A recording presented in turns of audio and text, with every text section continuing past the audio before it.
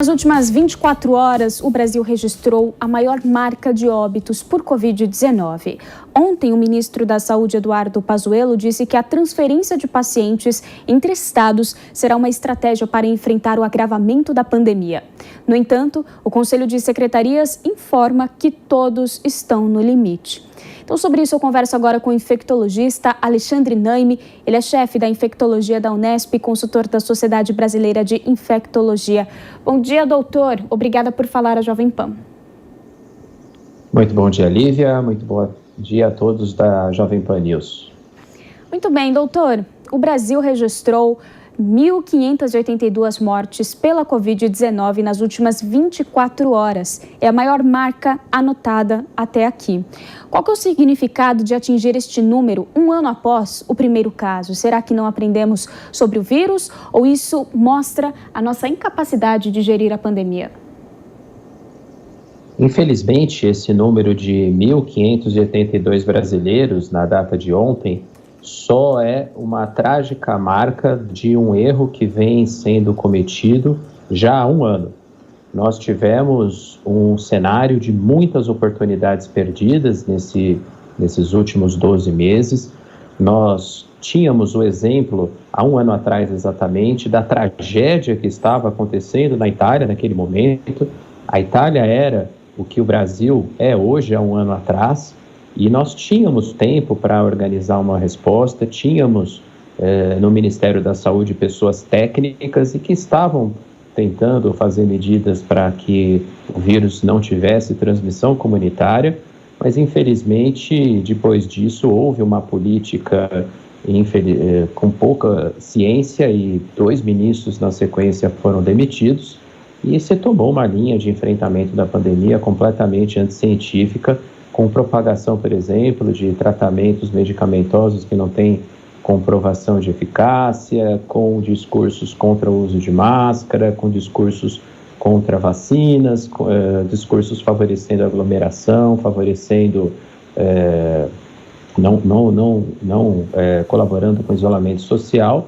E, na verdade, isso foi só uma escalada até que nós chegamos no dia de hoje, né, já com 250 mil brasileiros mortos e mais de 10 milhões de pessoas infectadas.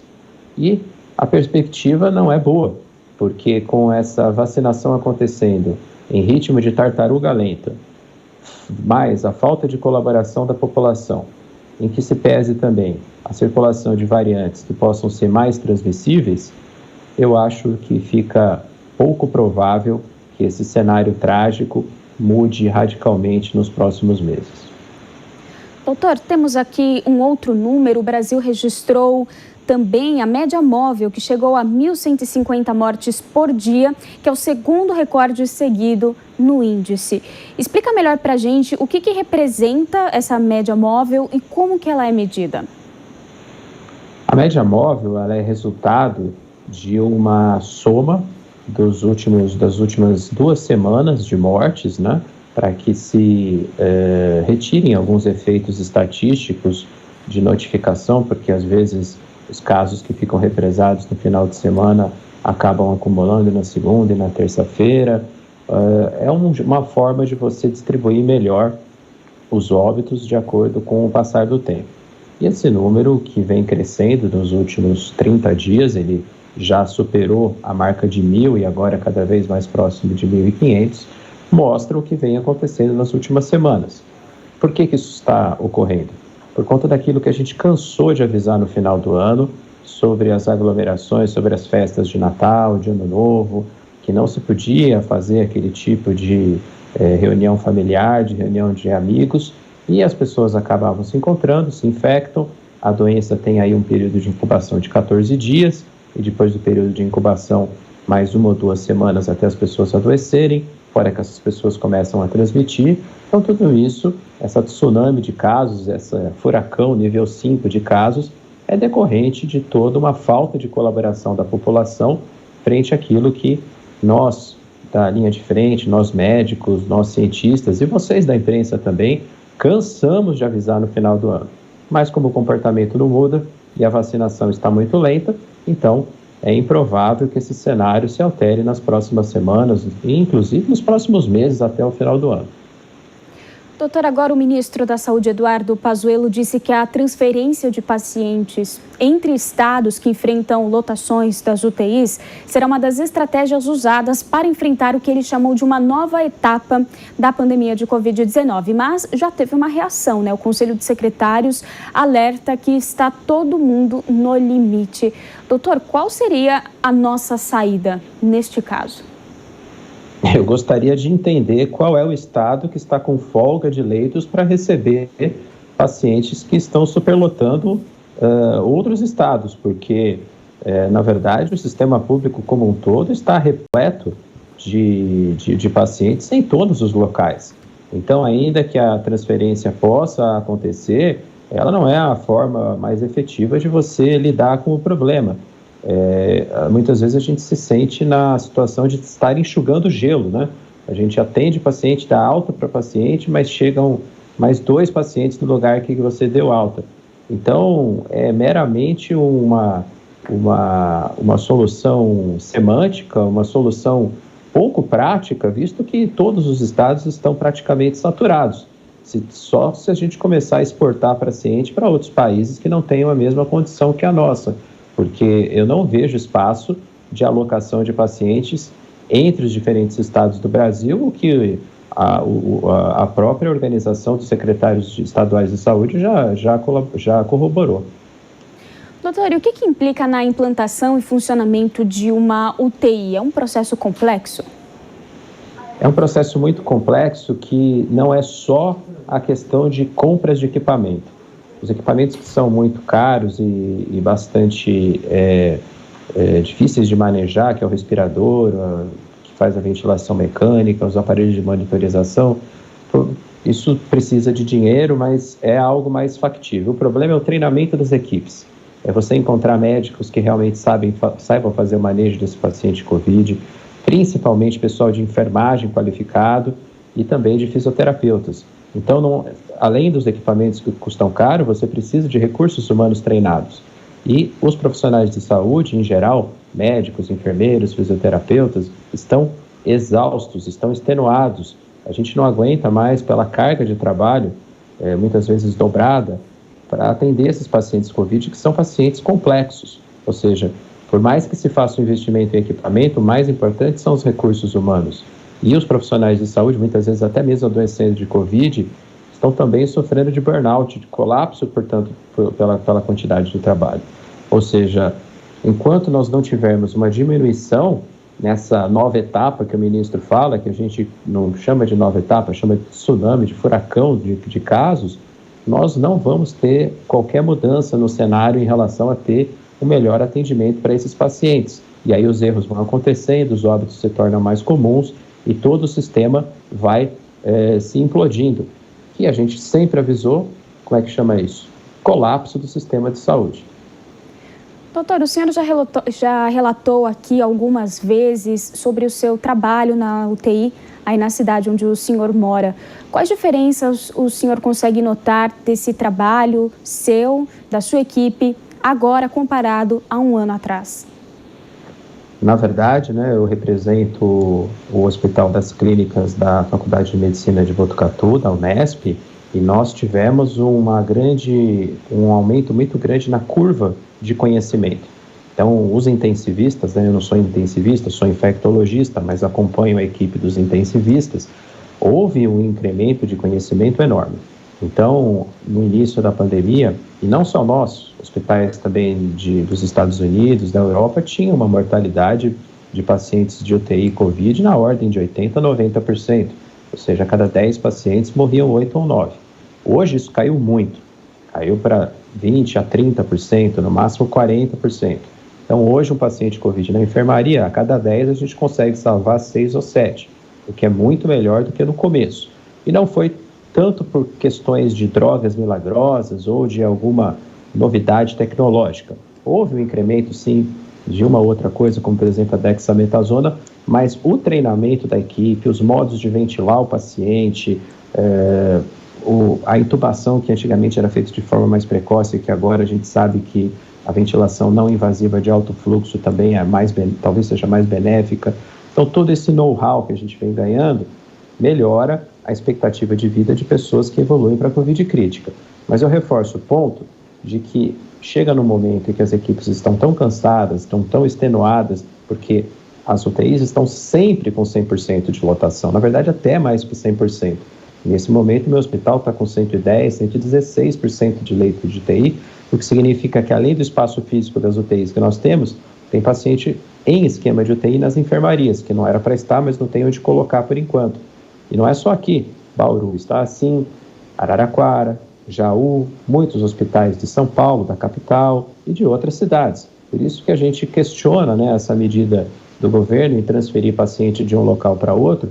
A gente gostaria de saber onde é que está sobrando vagas de UTI e de enfermaria, porque não é essa a informação que nós temos.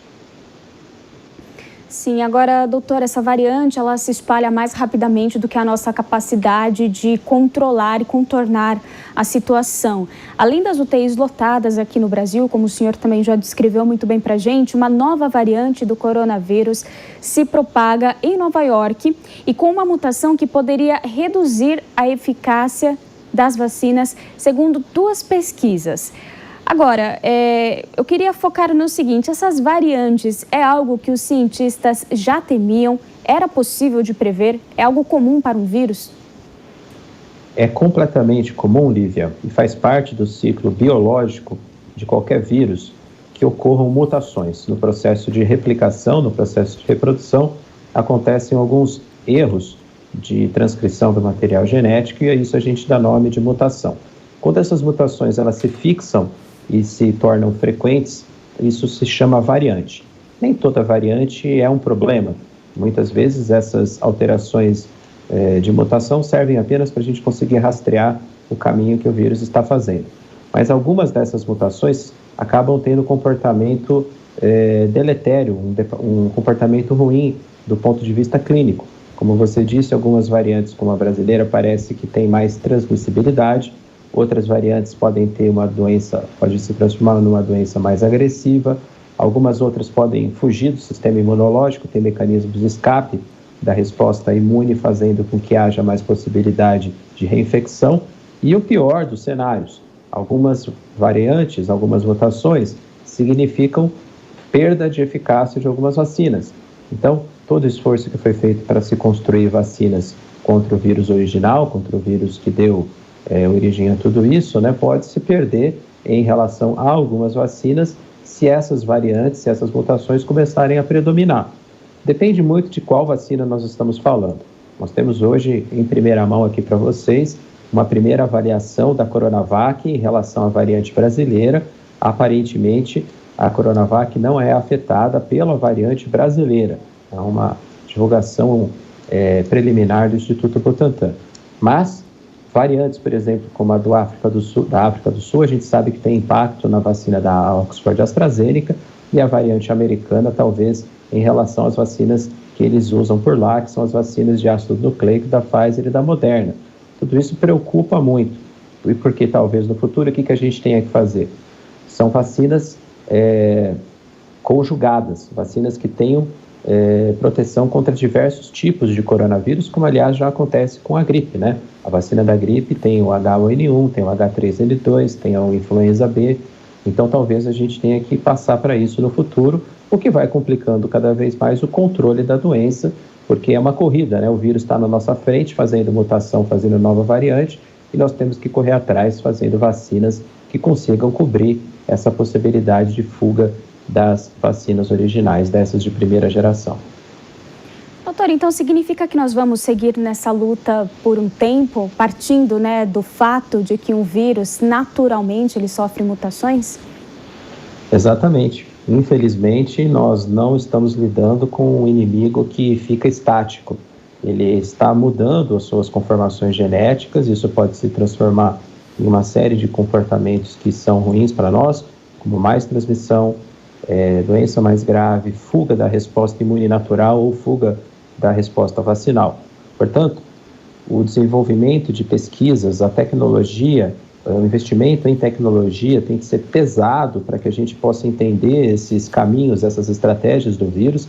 É uma guerra, nós temos que entender melhor o nosso inimigo, o que ele está planejando, o que ele está pensando para o futuro, para que a gente possa se prevenir, que a gente possa ter armas mais eficazes.